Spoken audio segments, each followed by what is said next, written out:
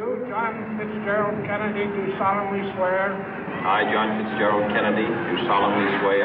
That you will faithfully execute the office of President of the United States. That I will faithfully execute the office of President of the United States. And will, to the best of your ability. And will, to the best of my ability. Preserve, protect, and defend the Constitution of the United States. Preserve, protect, and defend the Constitution of the United States. So help you God. So help me God.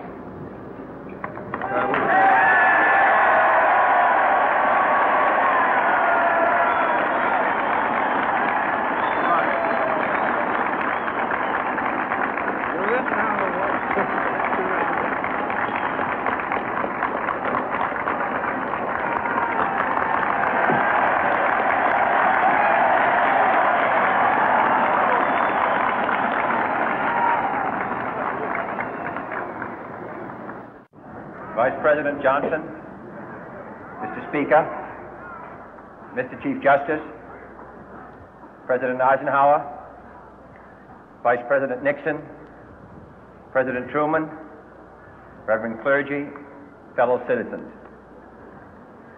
We observe today not a victory of party, but a celebration of freedom, symbolizing an end as well as a beginning, signifying renewal as well as change. For I have sworn before you and Almighty God the same solemn oath our forebears prescribed nearly a century and 3/4 ago. The world is very different now, for man holds in his mortal hands the power to abolish all forms of human poverty and all forms of human life.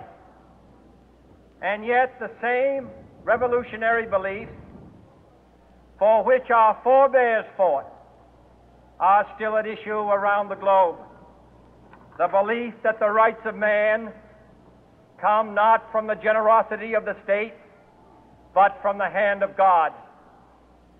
We dare not forget today that we are the heirs of that first revolution.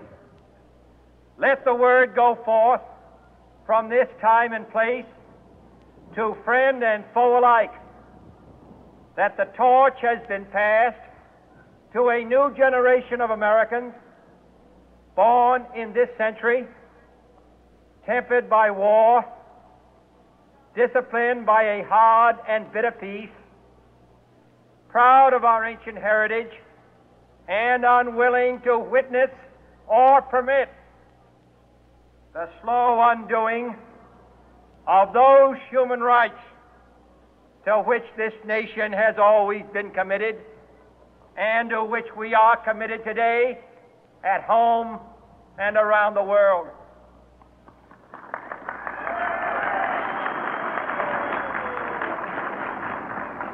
Let every nation know, whether it wishes us well or ill, that we shall pay any price, bear any burden, meet any hardship, support any friend, oppose any foe to assure the survival and the success of liberty.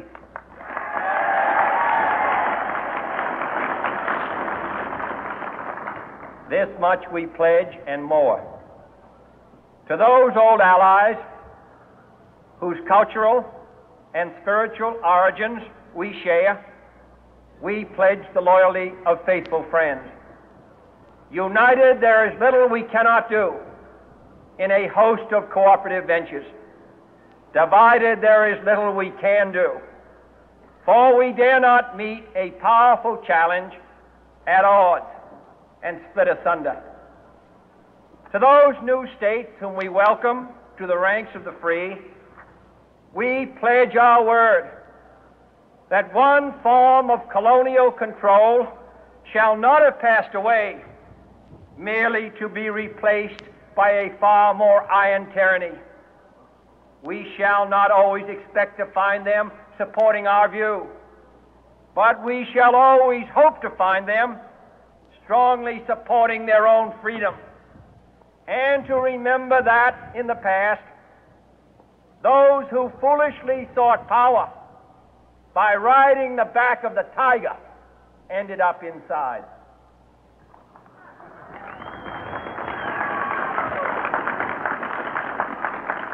To those people in the huts and villages of half the globe struggling to break the bonds of mass misery, we pledge our best efforts to help them help themselves for whatever period is required, not because the communists may be doing it, not because we seek their votes, but because it is right.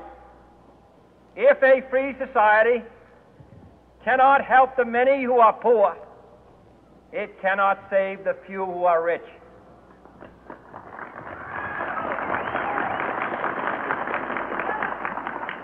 To our sister republics south of our border, we offer a special pledge to convert our good words into good deeds, in a new alliance for progress, to assist free men and free governments in casting off the chains of poverty. But this peaceful revolution of hope cannot become the prey of hostile powers. Let all our neighbors know that we shall join with them to oppose aggression or subversion anywhere in the Americas. And let every other power know that this hemisphere intends to remain the master of its own house.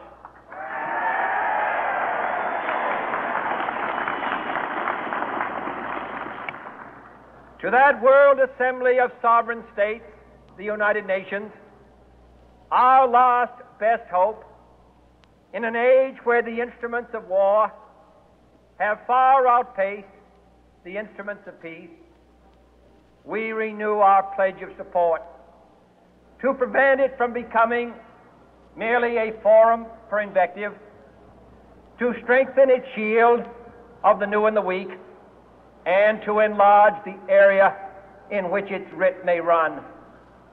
Finally, to those nations who would make themselves our adversary, we offer not a pledge, but a request that both sides begin anew the quest for peace.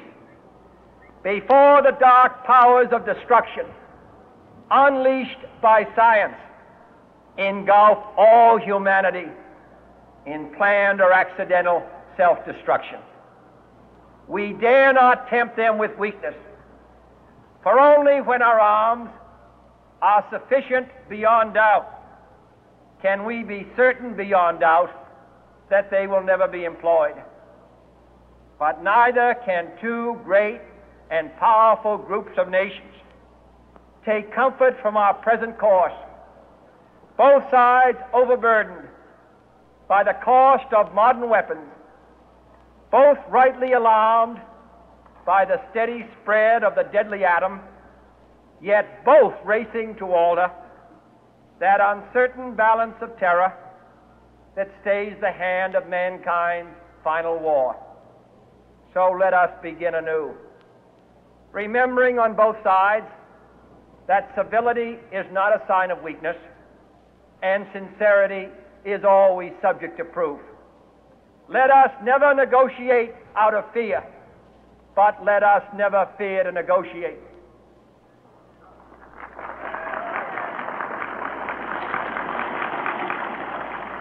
Let both sides explore what problems unite us, instead of belaboring those problems which divide us. Let both sides, for the first time, formulate serious and precise proposals for the inspection and control of arms, and bring the absolute power to destroy other nations under the absolute control of all nations.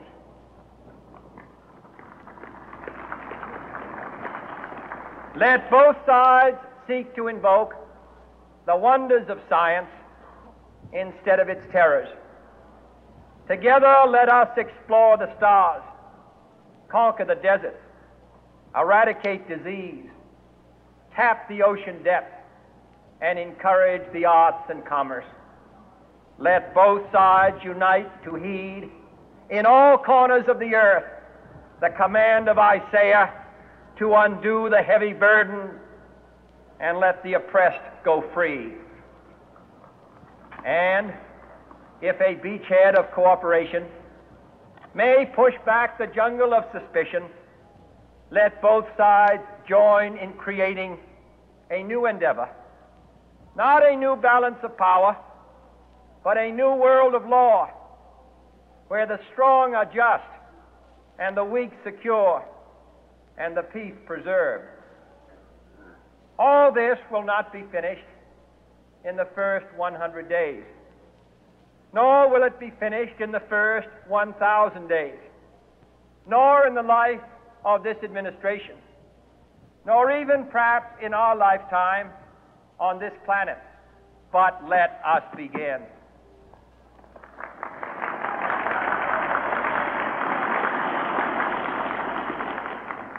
In your hands, my fellow citizens, more than mine, will rest the final success or failure of our course. Since this country was founded, each generation of Americans has been summoned to give testimony to its national loyalty. The graves of young Americans who answered the call to service surround the globe. Now the trumpet summons us again, not as a call to bear arms, though arms we need, not as a call to battle, though in battle we are, but a call to bear the burden of a long twilight struggle, year in and year out, rejoicing in hope, patient in tribulation, a struggle against the common enemies of man, tyranny, poverty, disease, and war itself. Can we forge against these enemies a grand and global alliance, north and south, east and west, that can assure a more fruitful life for all mankind? Will you join in that historic effort?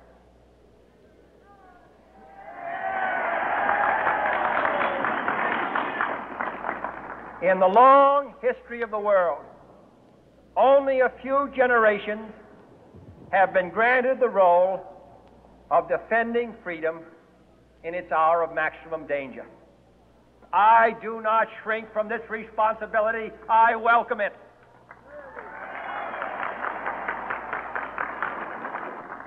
I do not believe that any of us would exchange places with any other people or any other generation. The energy, the faith, the devotion which we bring to this endeavor will light our country and all who serve it. And the glow from that fire can truly light the world. And so, my fellow Americans, ask not what your country can do for you, ask what you can do for your country.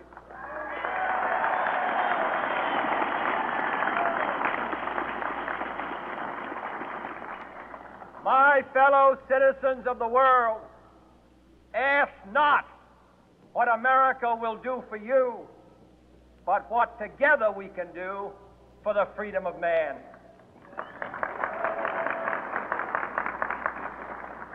Fine.